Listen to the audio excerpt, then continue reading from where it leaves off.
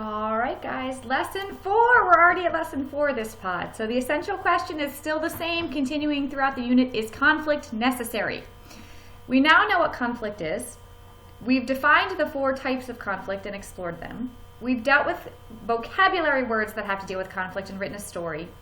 You've read a story dealing with conflict and answered questions based on your reading. Whew! By this lesson, you should be able to identify the 5 elements of a story and describe how conflict drives the plot of a story. So everything we've done up to this point is to put you here. I kept mentioning how conflict really drives the plot. So that's really what we're getting into, and all that information prior to this was background information and digging deeper and deeper, and we're layering things, and now this is the real deal. So we're going to explore the elements of a story and understand how conflict really is important in writing.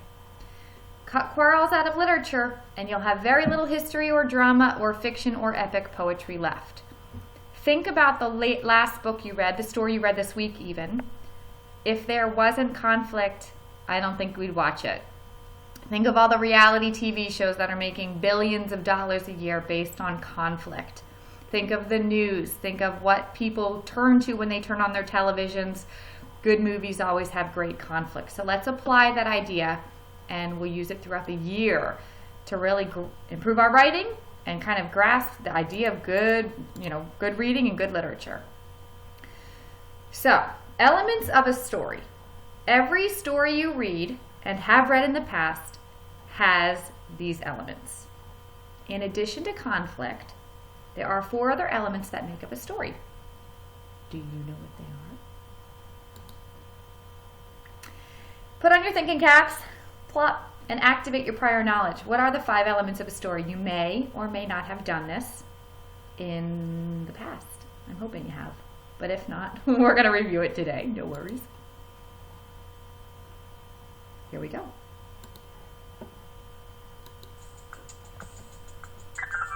Check it out, yo. Yeah. Setting.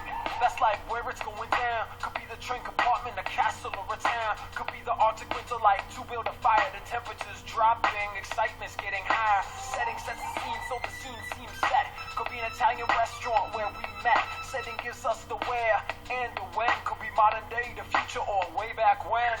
Plot, character, conflict, themes. Setting. Yes, these are the 5 things that you're gonna be needing when you're reading or writing a short story that's mad exciting. Plot, character, conflict, themes. Setting. Yes, these are the 5 things that you're gonna be needing when you're reading or writing a short story that's mad exciting. Plot is the action, the quest for satisfaction. What's going down, what's going to happen? 4 men at sea in an open boat, rowing and hoping that they can stay afloat. The plot, they had to make it to the beach, but the waves are big and the shore seems out of reach. Plot is a series of events like Lemony Snicket. It could be crazy, wild, or straight wicked. Plot, character, conflict, themes. Setting. Yes, these are the 5 things that you're gonna be needing when you're reading or writing a short story that's mad exciting. Plot, character, conflict, themes. Setting. Yes, these are the 5 things that you're gonna be reading or writing a short story that's mad exciting. Knock, knock. Who's there? Oh, it's the characters, the people in the story who carry out the action. Characters can be pretty tiny and clean. Characters can be silly, whiny, or mean. Juliet is a character, and so is Romeo. Pokemon has characters, and so does Yu-Gi-Oh! Characters can be dogs, lions, or hippos. J.K. Rowling chose Harry Potter. Who knows? Plot, character, conflict, themes. Setting. Yes, these are the 5 things that you're gonna be needing when you're reading or writing a short story that's mad exciting. Plot, character, conflict, themes. Setting. Yes, these are the 5 things that you're gonna be needing when you're reading or writing a short story that's mad exciting. Put your snack back in your backpack, we're not finished. Something going wrong. That's the conflict, kids. A struggle in the plot, now who's on top? Could be a fight for money like some robbers and cops. Could be an internal conflict, a struggle inside. Like I don't wanna tell the truth, but I don't ever wanna lie. Flick something in your eye, now you're conflicted. What created drama? The conflict did. Plot, character, conflict, themes. Setting. Yes, these are the 5 things that you're gonna be needing when you're reading or writing a short story that's mad exciting. Plot, character, conflict, themes. Setting. Yes, these are the 5 things that you're gonna be needing when you're reading or writing a short story that's mad exciting. fundamental belief or the topic that's in there. It's usually something abstract like sacrifice, isolation, and resurrection. We back to life. Like don't lie, don't practice libel. The theme of To Build a Fire is survival. Survivor on your own like 5-0. Vocabulary something that you have to get. Character, conflict, theme, setting. Yes, these are the 5 games that you're gonna be needing when you're reading or writing a short story that's mad exciting. Plot, character, conflict, theme, setting. Yes, these are the 5 things that you're gonna be needing when you're reading or writing a short story that's mad exciting. Okay, so judging from that, you guys now can activate your new knowledge. If you knew that already, awesome. And if you didn't, there you go. Those are the 5 important elements of a story. We're going to go through them very quickly. Characters. Okay, there's a hero and a villain.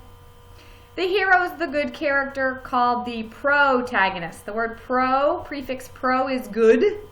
So protagonist is the hero and the good character.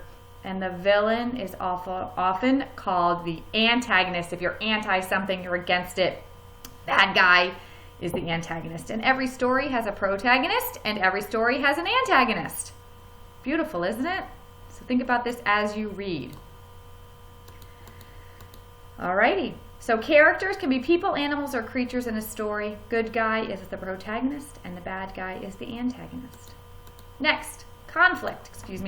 Conflict is the problem in the story faced by the characters. We talked about conflict prior to this: man versus man, man versus self, man versus nature, and man versus society. If you need review of those 4 types of conflict, please look at the previous lesson number 2.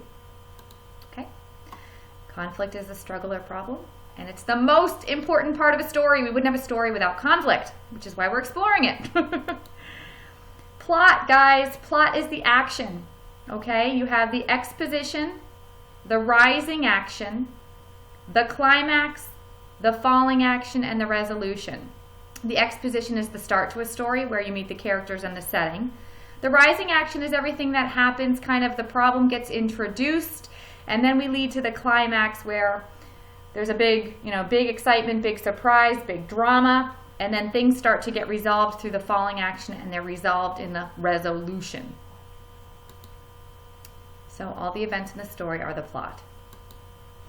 Theme, guys, theme is never going to be directly told to you in a story. You kind of have to dig deep, and it's usually a message that the author wants you to gain from reading this story. We're going to be doing this. This is not directly stated. This is more where you guys make inferences to learn what they are.